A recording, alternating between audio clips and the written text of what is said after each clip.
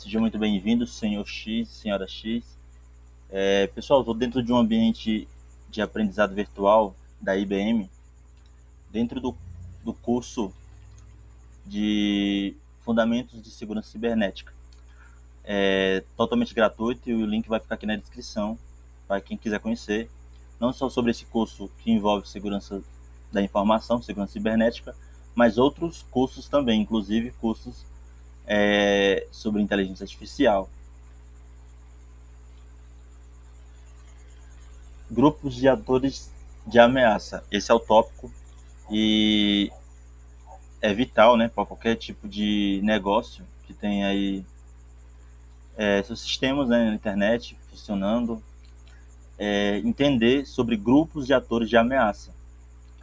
E ninguém melhor do que a própria IBM, né, uma das gigantes aí de tecnologia que concorre aí, né, nesse âmbito internacional. E aqui a gente tem o seguinte, pessoal: profissionais de segurança cibernética devem estar cientes dos diferentes tipos de grupos de atores de ameaça, ou grupos de invasores cibernéticos. Esses são grupos diversos e variam substancialmente em motivação, recursos e técnicas. Vamos revisar e comparar os 5 principais tipos de grupos de invasores cibernéticos. Então a gente vai analisar aqui os script kids, hacktivismo, hacktivista, as gangues, né, criminais de hacker. E depois a gente vai também abordar e finalizar falando do hack, né, a nível ali de Estado-nação e do insider, né. Quem nunca ouviu falar do Snowden, né? É grupo 1, pessoal.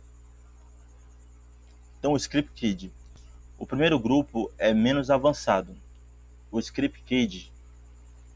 O termo Script Kid se refere a alguém que usa programas, frequentemente ferramentas básicas de hack, sem realmente entender o que está acontecendo nos bastidores.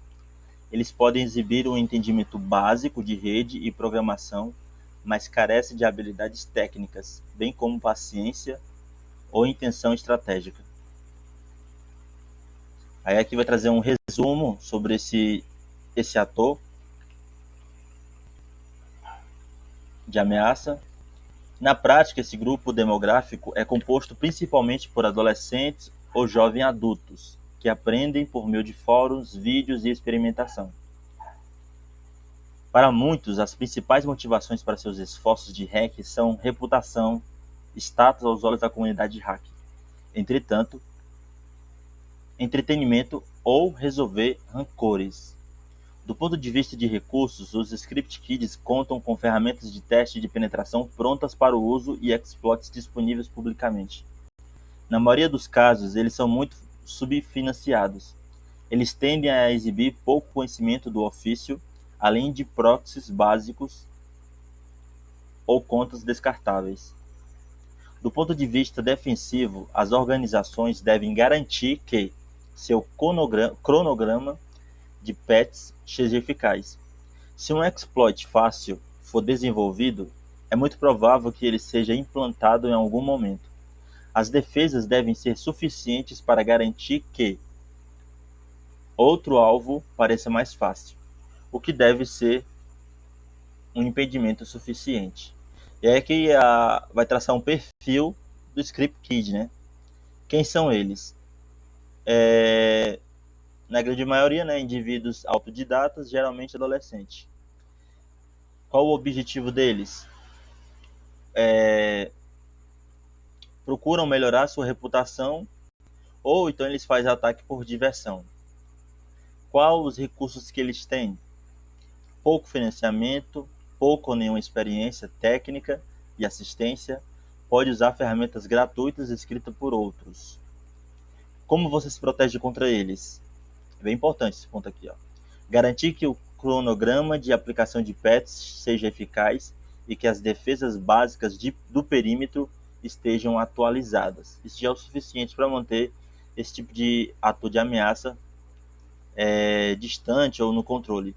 Mas aí vem o caso, né, que a gente sempre vê nos documentários, às vezes na notícia ali de televisão e tal, jovem de 14 anos, hackeou tal site de prefeitura.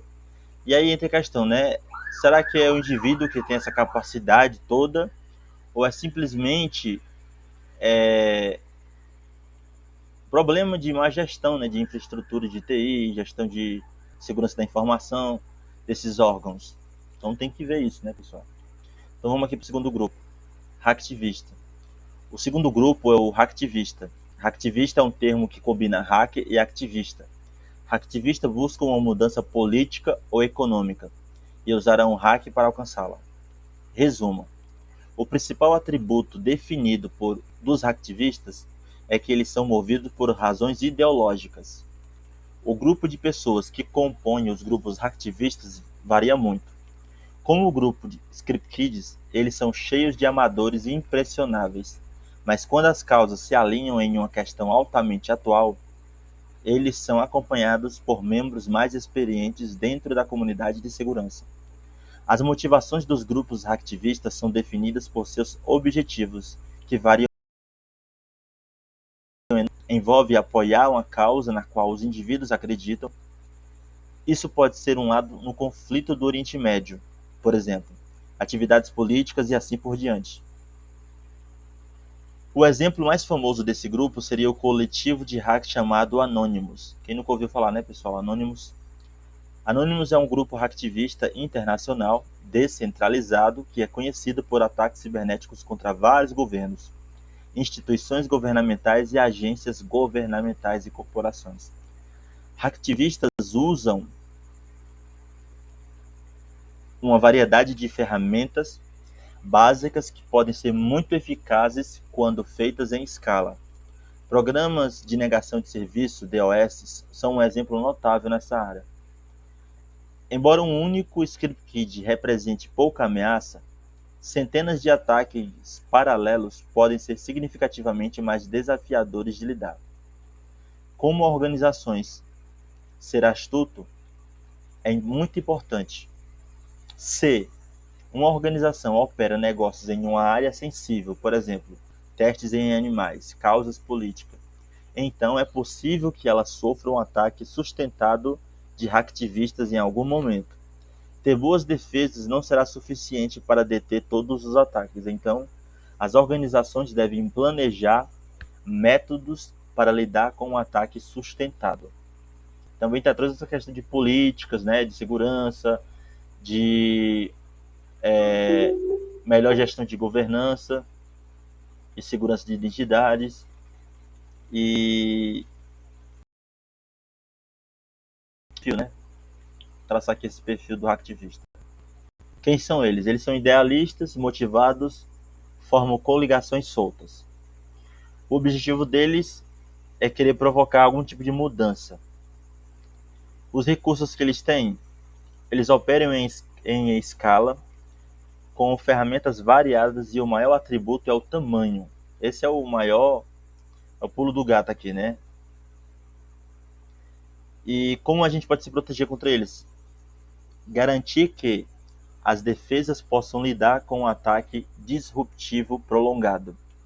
Então é muito importante, já na organização, né? E a gente sabe que existe, tem essa cultura de reagir a incidentes, né? E eles trabalham com muita informação, muita inteligência de dados, né? Para garantir eficiência nesse quesito. E vamos aqui para o nosso terceiro grupo, que é gangue criminosa. Enquanto houver dinheiro fácil para ser feito, os criminosos sempre serão um problema para a sociedade. A criação da internet criou um novo método para os criminosos caçarem vítimas, com escala, alcance e facilidade sem precedentes. Em vez de correr riscos pessoalmente, os aspirantes a criminosos podem enviar milhões de e-mails infectados do outro lado do mundo e garantir o resgate de uma vítima antes de transferir fundos para criptomoeda para escapar dos métodos convencionais de policiamento. Capturar esses criminosos é extremamente desgastante e, devido às leis internacionais, garantir uma acusação é quase impossível. Infelizmente, a maioria dos criminosos está ciente desses fatos. Então vamos aqui para o resumo. Este grupo é o que mais cresce, como resultado é o mais amplo. Então, desses grupos que a gente viu até agora, né, ali dos script kids, hacktivistas, e agora aqui a gente está falando já de gangues cibernéticas, né? Até agora, então, isso é o que tem mais se proliferado, né? Dentro do grupo há uma gama de atividades. Gangues podem estar executando ataques de ransomware, onde uma vítima é forçada a pagar para garantir acesso de volta aos seus recursos. O ransomware ele sequestra o ambiente da vítima, né? Cometendo extorsão, onde a ameaça de um grande ataque garante dinheiro de proteção. Cometendo roubo convencional de dados de clientes ou propriedade intelectual e assim por diante. Ser um criminoso cibernético é uma proposta de tempo integral e potencialmente muito lucrativa. As gangues podem variar de alguns indivíduos até multinacionais com centenas de membros. Dentro de cada gangue, frequentemente há especialistas e eles podem trocar informações na dark web. Consequentemente, as gangues criminosas são bastante avançadas e bem organizadas. Do ponto de vista de recursos, gangues criminosas frequentemente desenvolvem e implantam seu próprio malware. Em alguns casos, elas até alugam acesso a outros que podem ser menos técnicos. Como todas as vendas de software, hospedam avaliações e até têm suporte técnico. As gangues criminosas têm acesso a quantidade como servidores e domínios. Para proteger contra uma gangue criminosa, defesas eficazes devem existir para ativos críticos. Enquanto descobrir ransomware no laptop de um funcionário pode ser inconveniente para a empresa, descobrir ransomware em um servidor de produção pode ser devastador. Do ponto de vista financeiro, os criminosos sempre adotarão o esquema mais rápido e fácil para enriquecer rapidamente. E um perfil aí sobre desse tipo de ator, né? Quem são eles? São um grupo de pessoas em equipes nacionais e internacionais. Qual o objetivo deles? Motivado por motivações financeiras. Que recursos eles têm? Ampla gama de ferramentas e equipamentos comprados e negociados na dark web. Como você se protege contra eles? É necessário ter uma força de trabalho totalmente treinada com proteções em torno de ativos críticos e backups. Muito importante o backup, o famoso backup, sempre importante. E aí vamos aqui para o grupo 4, né? Hack de Estado-nação ou ameaça persistente avançada, APT. O próximo grupo, e um que recebe mais atenção da mídia, talvez indevidamente, são os atacantes do Estado-nação. Muitas organizações militares ao redor do mundo agora consideram o ciberespaço uma quinta esfera de conflito ao lado do mar, da terra, do ar e do espaço. Muitas nações demonstraram a capacidade de projetar poder através das fronteiras nacionais para uma grande e crescente variedade de consequências. Resumo: o papel dos hackers do Estado-nação é fornecer uma vantagem estratégica para seus respectivos países, e coleta de informações, por exemplo, espionagem tradicional, inteligência de sinais, até subversão e manipulação de informações. Os membros dessas organizações são bem educados ou treinados e cobrem uma variedade de origens. Eles trabalham em períodos integral e normalmente trabalham na vanguarda dentro de seus respectivos campos. Suas motivações são tipicamente alinhadas de perto com os objetivos políticos ou estratégicos. Um exemplo recente disso foram as atividades russas relacionadas à eleição presidencial dos Estados Unidos de 2016. O objetivo era interferir na eleição, bem como aumentar a discórdia política e social. Do ponto de vista de recursos, os hackers do Estado-nação têm acesso a pesquisas avançadas, equipes de infraestrutura dedicadas, A proteção contra hacks de Estado-nação não tem a proteção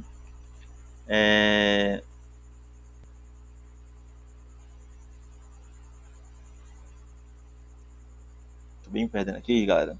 Do ponto de vista de recursos, os hacks do Estado-nação não têm acesso a pesquisas avançadas.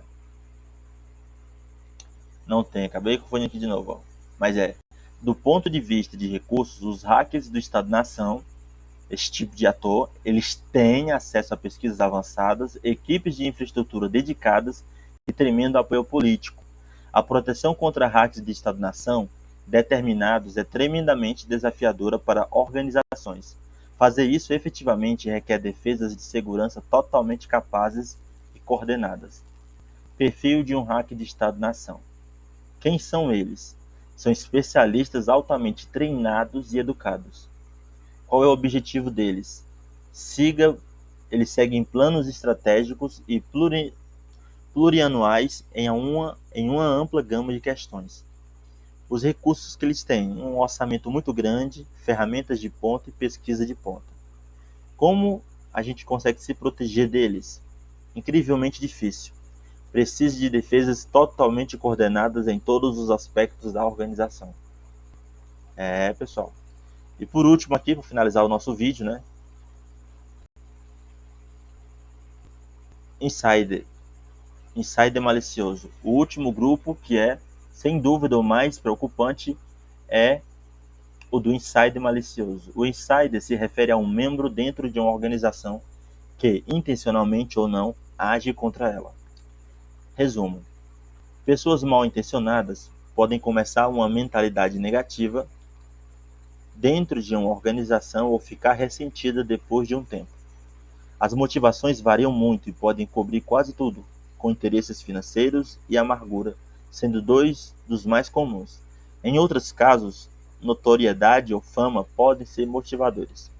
Um exemplo comum de um insider é um funcionário sendo chantageado para permitir que alguém acesse suas contas corporativas. Outro exemplo comum é um funcionário descontente que rouba segredos corporativos antes de ser demitido.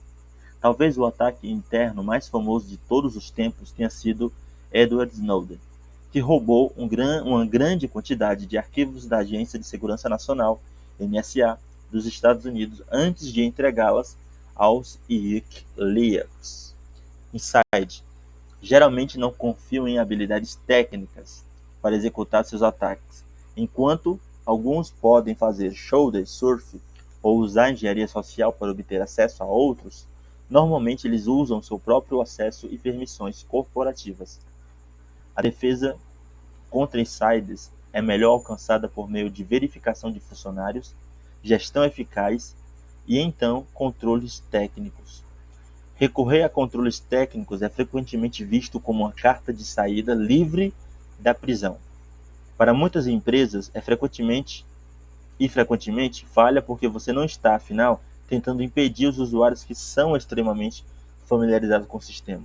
Em muitos casos, há muitos sinais de alerta antes que alguém lance um ataque interno. Por exemplo, isso pode se trabalhar sozinho. Isso pode ser trabalhar sozinho, expressar ressentimento, falhar na qualidade do trabalho ou fazer atividades inexplicáveis. Perceber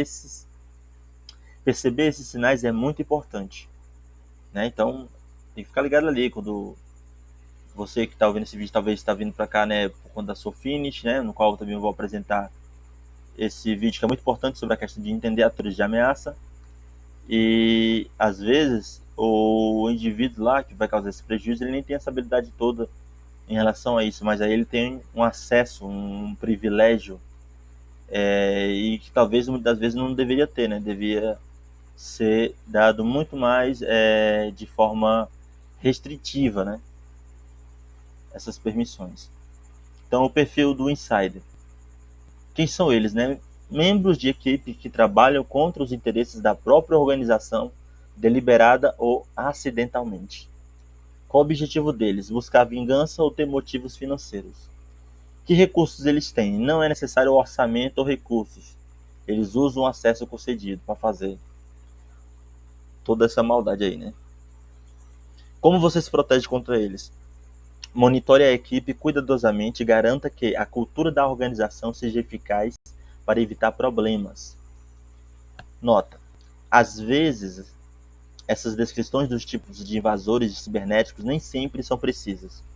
Em operações, os hacktivistas podem recrutar script kids e os hackers de Estado-nação podem recrutar gangues criminosas.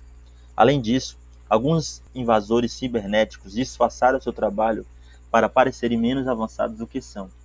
Esses fatos podem dificultar a atribuição de ameaça à parte correta. Por isso que fica importante a gente também aliar todo esse conhecimento que a gente está aprendendo aqui agora também com as práticas ali que a gente... Aquela estratégia que a gente, na verdade, é uma estratégia que a gente aprende ali, né? Uma mentalidade que a gente aprende estudando as matrizes do Mitre.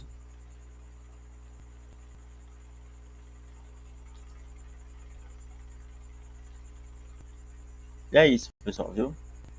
Esse foi o vídeo de hoje. Espero que vocês tenham gostado aí. Eu sou o Lucas, seu X, sou autista, tenho TDAH também. E é isso. Se inscreve, deixa um like aí e um comentário, né? Vai que eu falei que eu esqueci, né? Ou acabei não lembrando de citar algum tipo de ator aí e você sabe que é muito importante. Então cita ele aqui no comentário, interage aqui com a gente, com certeza eu vou responder. Valeu, pessoal. Tamo junto, até a próxima.